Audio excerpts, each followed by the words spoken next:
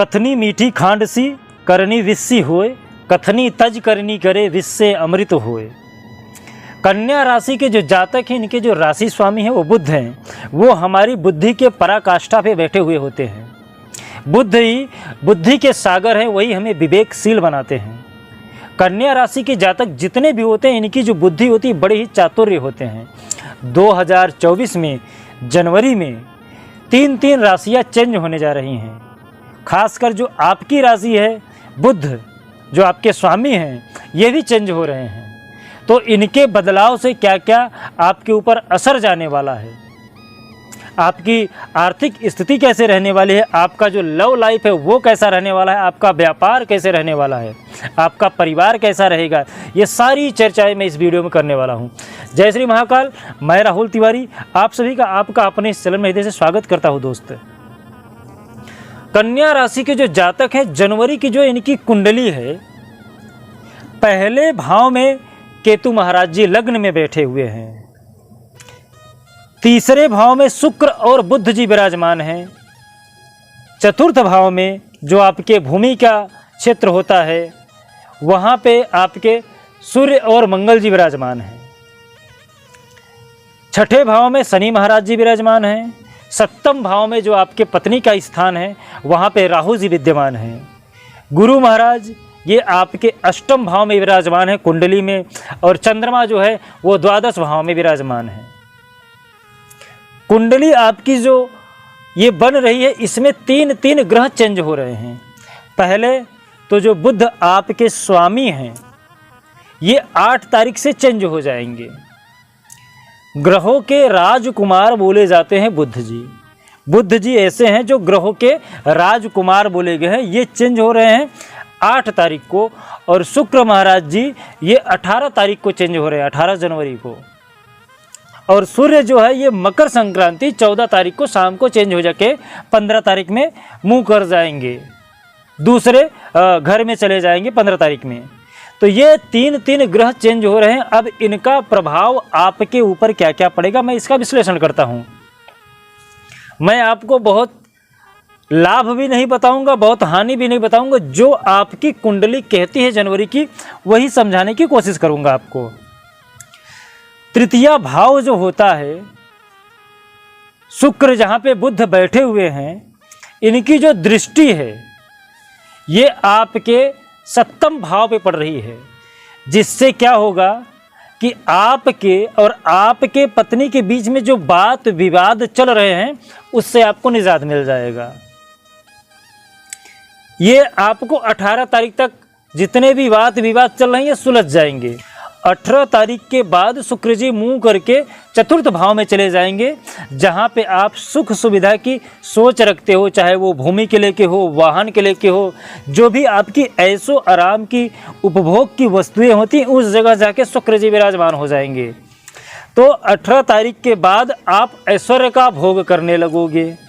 उससे पहले जो आपके झगड़े हैं वो सुलझ रहे हैं, और 18 तारीख के बाद ऐसे संयोग बन रहे हैं कि आप अपनी जो ऐशो आरामी की चीज़ है उसमें वृद्धि करने जा रहे हो। बुध जी जाके चतुर्थ भाव में बैठ जाएंगे। चतुर्थ भाव में बैठने से ऐसा होता है कि जब शुक्र आपको कुछ भी खरीदने के लिए प्रेरणा देंगे, शुक्र क्या करते हैं, आपको ऐश्वर्यशाली बनाते हैं। जब शुक्र बोलेंगे कि हाँ ये चीज़ खरीद लो, ये वाहन खरीद लो, ये गाड़ी खरीद लो, ये भूमि खरीद लो, तो वहाँ पे जब बुध बैठे रहेंगे तो बुध आपको ये बताएंगे कि ये चीज़ खरीदना उचित है या अनुचित है। तो बुध शुक्र के साथ आपके चतुर्थ भाव में बैठ जाएंगे। 8 तारीख के बुध चेंज होंगे और 18 तारीख को शुक्र चेंज होंगे। तो 18 तारीख के बाद आपके बहुत सारे ऐसे विधान बनेंगे कि आप ज़रूर कुछ न कुछ अच्छा वस्तु, वाहन या अपने ऐशो आराम की चीज़ को खरीदेंगे। सूर्य जी 14 तारीख को मूवमेंट कर जाएंगे, ये चले जाएंगे 5वें भाव में, अपने भाव में चले जाएंगे। जो आपके शिक्षा का क्षेत्र है, जो ज्ञान का क्षेत्र है, वहाँ पे जाके सूर्य, और जहाँ पे सूर्य विराजमान हो जाते हैं वहाँ पे प्रकाश ही प्रकाश हो जाता है। सूर्य की दृष्टि जिस पे पड़ेगी वो भी चमक जाएगा। साथ ही साथ सूर्य अपने भाव में जा रहे हैं, 5वें भाव में जा रहे हैं। तो जो भी आपकी सरकारी कामकाज है, जो आपके सरकारी कामकाज रुके हुए हैं, या आप किसी एग्ज़ाम में हैं, आप कोई सरकारी नौकरी की तैयारी कर रहे हैं, या फिर आप कहीं ऐसी योजना बना रहे हैं जो आप किसी बड़े पदवी पे जाना चाहते हैं, किसी प्राइवेट कंपनी में बड़े पदवी पे जाते हैं, तो भी आपके सूर्य जो है वो बहुत मजबूत होने जा रहे हैं। सूर्य 14 तारीख को चेंज होकर जब आपके पंचम भाव में बैठ जाएंगे तो आपको बहुत सारे ऐसे मौके मिलेंगे जहां पे आप लाभ उठा सकते हो, सरकारी लाभ उठा सकते हो, पढ़ाई के क्षेत्र में लाभ उठा सकते हो। जो भी सरकार से कामकाज है, पढ़ाई को लेके है, वहाँ पर आपको लाभ होता हुआ दिखेगा। शनि महाराज जी ये आपके छठे भाव में बैठे हैं और छठे भाव में शनि का बैठना ये आपके लिए अच्छा नहीं है, क्योंकि शनि जो है वो पाप ग्रह में आते हैं। इनका ग्रह जो होता है वो पाप, यदि वो गलत दृष्टि में बैठेंगे तो पक्का है कि आपके ऊपर वो गलत प्रभाव डालने वाले हैं। तो शनि महाराज जी आपके गलत भाव में बैठे हुए हैं, छठे भाव में बैठे हुए हैं।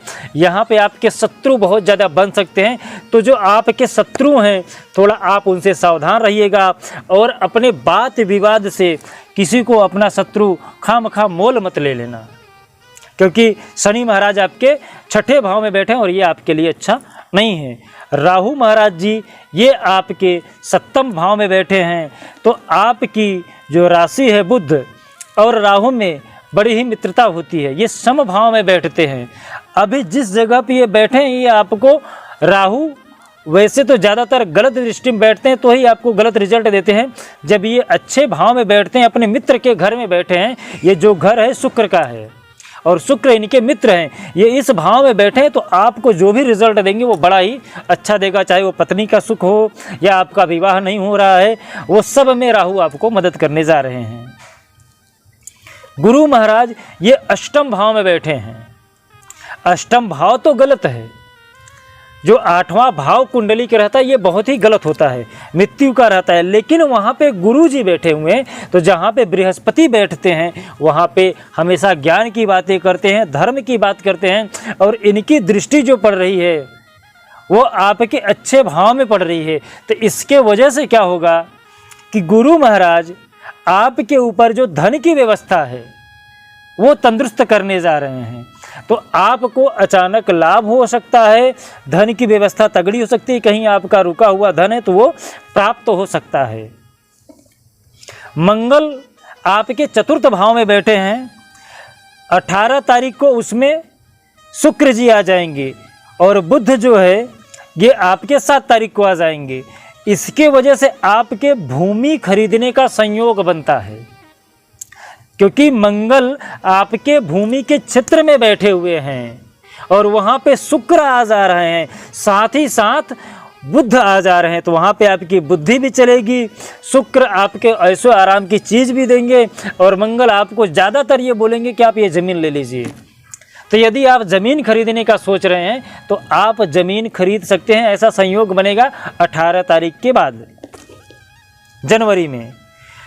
केतु महाराज जी आपके लग्न में बैठे हैं, ये आपको थोड़ा सा डिस्टर्ब कर सकते हैं, आपके मन में शंका उत्पन्न कर सकते हैं, खामखा आप किसी से बात विवाद में मत पड़िएगा।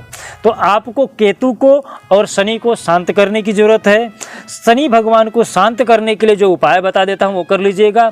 हर शनिवार के दिन आप पीपल के नीचे जाके एक राई का तेल ले लीजिए दीपक में, और उसमें एक दीपक पीपल के नीचे शनि भगवान के नाम से लगा देने का, और शनि भगवान के मंदिर में जाके जो उनकी कनिष्ठिका उंगली होती है उसमें आप सरसों का तेल लगाना ना भूलें।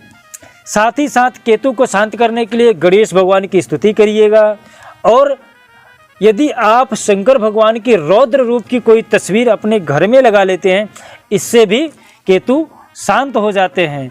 तो आप केतु को शांत कर लीजिएगा, शनि को शांत कर लीजिए। बाकी आपकी जो कुंडली है ओवरऑल बहुत अच्छी है। यदि आपको और भी कुछ जानना है आपके विषय में, आपके परेशानियों के विषय में, तो आप हमें कमेंट में अपना नाम और अपना जन्म तारीख लिखिएगा। यदि आपकी जन्म तारीख नहीं है तो आप मुझे अपना नाम लिख के भेज सकते हैं।